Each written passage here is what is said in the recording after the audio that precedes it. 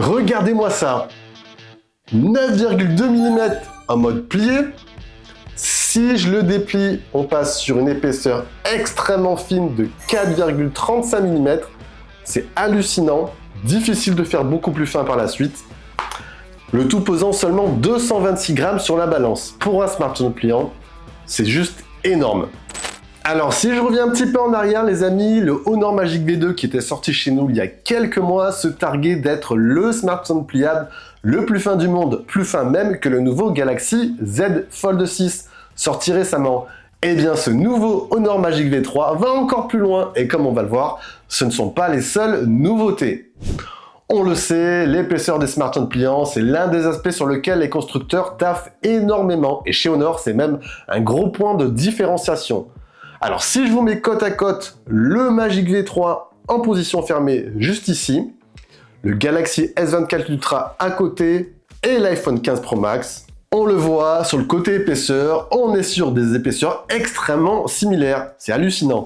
Et on met ensuite un côté poids, on est aussi dans la même zone, le Magic V3 est même plus léger que le Galaxy S24 Ultra. Donc, si vous vous posez encore éventuellement la question, est-ce qu'un smartphone pliant ne risque pas d'être un petit peu trop encombrant au quotidien? Eh bien, avec ce Honor Magic V3, la question est vite répondue, comme diront certains. Dans la poche, ça passe même nickel. Outre l'extrême finesse du smartphone, l'un des points sur lequel le Magic V3 évolue, c'est le côté résistance et durabilité.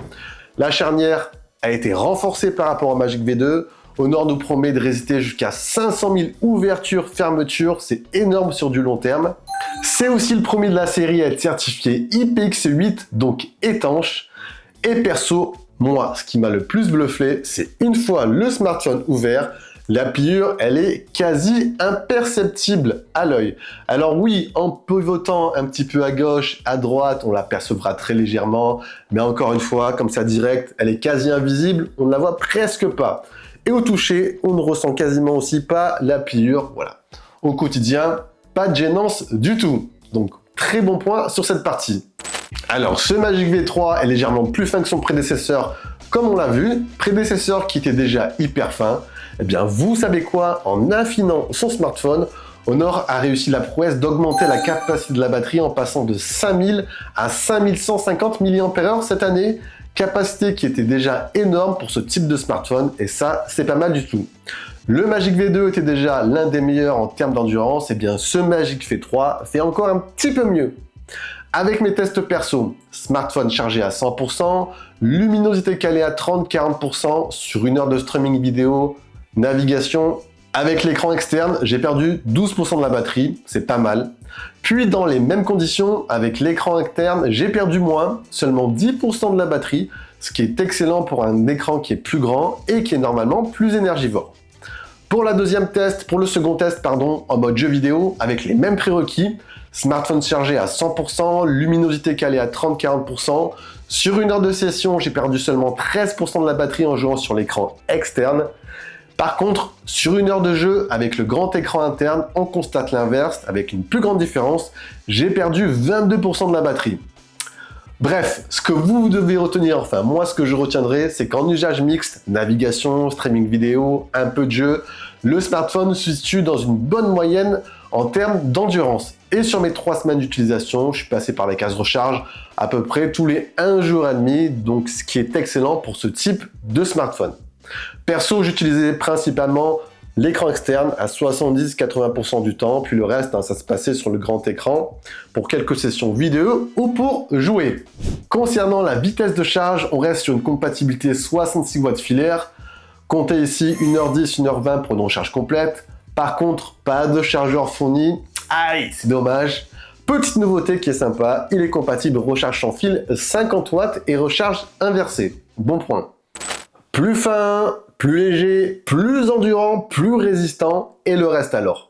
Sur la partie multimédia, ce Magic V3 est aussi plaisant à utiliser que son prédécesseur. D'un point de vue caractéristique, il n'y a pas énormément de changements, il faut le dire. Le V2 était déjà excellent. Alors rapidement, les points essentiels que je mentionnerai perso, c'est la qualité d'affichage des 2 écrans. La dalle externe de 6,43 pouces se veut 2 fois plus lumineuse que sur le V2, avec un pic de luminosité qui grimpe jusqu'à 5000 nits. Autant vous dire que vous avez un écran qui sera toujours visible même sous un grand soleil.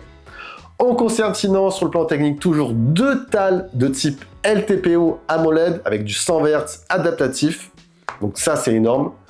Sinon, afin de conserver un certain confort visuel en naviguant sur les écrans, Honor met également toujours en avant certaines fonctionnalités de protection oculaire. Ça se passe dans les paramètres. On a carrément un onglet qui est consacré à cela. Alors je monte ça. Hop, on va aller dans les paramètres. On descend légèrement. Et là, on a un onglet qui est écran confort des yeux. On se retrouve ici avec différents types de fonctions à activer ou non.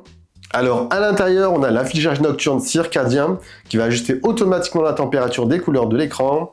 On a le soin oculaire défocalisation. On a également l'ajustement automatique de la luminosité de l'écran en fonction de la lumière ambiante. On a aussi le filtrage de la lumière bleue de l'écran. Bref, des fonctions très utiles pour prendre soin de vos yeux. L'une des grandes forces de ce smartphone, c'est bien évidemment le fait de pouvoir le déplier et utiliser le grand écran interne. Alors d'un point de vue technique, sur cet écran, il n'y a pas d'évolution notable. On reste sur une dalle de 7,92 pouces au format quasi carré de 1:1. Pratique pour le côté productif. Utiliser par exemple 2 applis en même temps en mode partition verticale, c'est très pratique. On pourra aussi l'utiliser en mode partition horizontale pour regarder une vidéo sur l'écran supérieur et pourquoi pas jouer sur l'écran inférieur. C'est nickel et il y a pas mal de possibilités. En parlant justement de jeux, côté perf, Honor a tout simplement intégré ce qui se fait de mieux sur le marché. On y trouve une configuration basée sur le processeur Snapdragon 8 Gen 3. Et vous avez également 512 Go de stockage. Bon, autant vous dire que vous avez un smartphone armé pour tout type d'usage, du jeu vidéo 3D, du montage vidéo 4K, de la retour d'image, fonctionnalité IA et j'en passe. Juste noter à titre perso une légère chauffe, mais c'est très léger, sur de longues sessions jeux vidéo. Hormis cela, c'est nickel, c'est rapide, fluide, franchement, RAS. Côté interface, pas trop de surprise, ce Magic D3 tourne sur la surcouche maison Magic OS 8 qui est basée sur Android 14, c'est la dernière version. Au niveau de la durée du suivi des mises à jour, comptez 4 ans de mise à jour Android et 5 ans de mise à jour sécurité, ce qui est correct, même si Honor aurait pu faire un petit effort pour s'aligner sur son concurrent direct. Magic OS, si vous ne connaissez pas, c'est une interface facile à prendre en main, intuitive, avec quelques options de personnalisation sympas, même si j'aurais aimé en avoir un petit peu plus. On a par exemple la customisation du mode Always On sur l'écran externe, vous avez pas mal de choix pour le style d'icône, vous avez aussi des fonds d'écran dynamiques, et j'en passe. Sinon, sur le grand écran interne, on pourra l'utiliser pour le mode multitâche, avec plusieurs applis ouvertes, partition verticale plus fenêtre flottante par exemple. En mode flex, posé sur une surface plane, certaines applis permettront d'utiliser l'écran supérieur pour regarder une vidéo ou autre, et l'écran inférieur servira pour vos interactions. Magic OS propose également quelques fonctions IA, avec notamment son portail magique. On notera aussi les gestes aériens, exemple sur TikTok ou YouTube Short, vous pourrez switcher vers le haut ou le bas sans toucher votre smartphone. La partie photo vidéo, très important. Alors dans la continuité, on notera aussi quelques évolutions bien sympas. Sur l'aspect visuel déjà, hop, je sais pas si vous l'avez vu, Honor abandonne le bloc photo vertical pour un bloc photo circulaire, histoire d'être en harmonie avec le Magic 6 Pro. Alors perso, je préfère cette disposition, après ça reste bien sûr une affaire de goût. Côté technique, ça évolue aussi, on conserve toujours le même nombre de capteurs, 5 au total.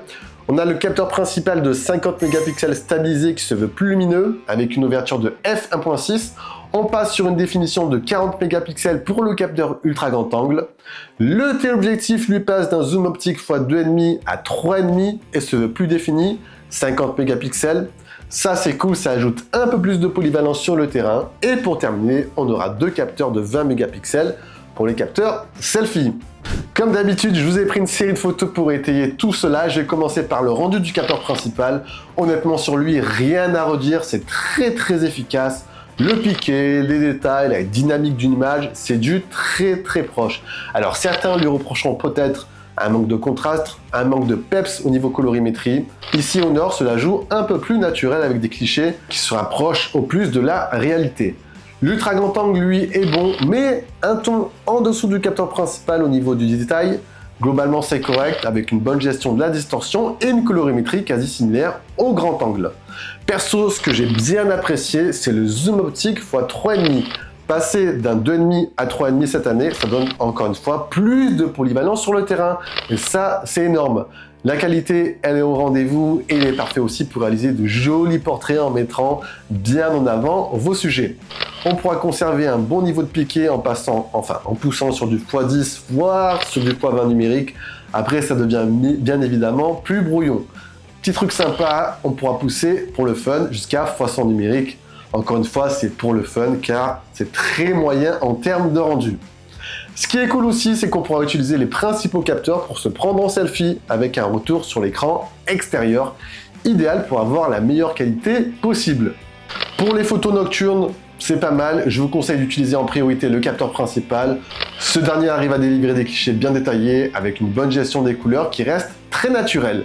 Pour la partie vidéo, on pourra filmer en 4K 30 ou 60 images par seconde avec tous les capteurs et un rendu qui est globalement très bon sur le grand angle. Plusieurs modes sont également dispo. Vous avez un mode film qui permet de générer un flou d'arrière-plan sur le sujet principal. Vous avez aussi le mode flex, idéal pour avoir un retour. Et vous avez aussi un mode pro. Alors, il y a quelques points que j'ai pas énumérés durant ce test, quelques points techniques qui pourraient être très importants. Côté connectivité, ce Honor Magic V3 prend en charge bien sûr les réseaux 5G, le Wi-Fi 6E, pas de Wi-Fi 7, c'est dommage, le Bluetooth 5.3 et la techno NFC. Qu'est-ce que j'en pense au final, les amis? Alors, rappelez-vous, l'an dernier, le Magic V2 était déjà très fin pour un smartphone pliant. Eh bien, cette année, Honor, pour cette 3e itération, va encore plus loin. La première fois que je l'ai eu entre les mains, honnêtement, j'avoue que j'ai été assez bluffé. Première sensation, ça a été de me dire « Ah ouais, quand même, on est sur un smartphone pliant. Et il est aussi fin, il est de la même épaisseur qu'un smartphone traditionnel. C'est vraiment fort ici. » Sur le marché, si on fait un petit tour, comparativement, il n'y a pas mieux sur cette partie-là. Et à l'avenir, je sais pas si Honor pourra faire encore plus fin. Très fort ici. Ce qui est pas mal aussi, c'est qu'en parallèle, Honor a réussi à augmenter la capacité de la batterie tout en affinant le smartphone. On se retrouve au quotidien avec un modèle très endurant pour ce type de smartphone. Côté aux nouveautés aussi importantes que je mentionnerai, il est certifié IPX8, donc étanche. Il est également compatible recharge sans fil rapide 50 watts et côté perf et photo, il se situe sur le haut du panier. Côté photo, on pourrait faire un tout petit peu mieux. Côté tarif, on reste sur le même tarif de lancement que l'an dernier, à savoir 1999 €. Alors oui, je l'avoue, ça reste un prix assez élitiste, mais Honor ici améliore le modèle sans augmenter le prix de lancement.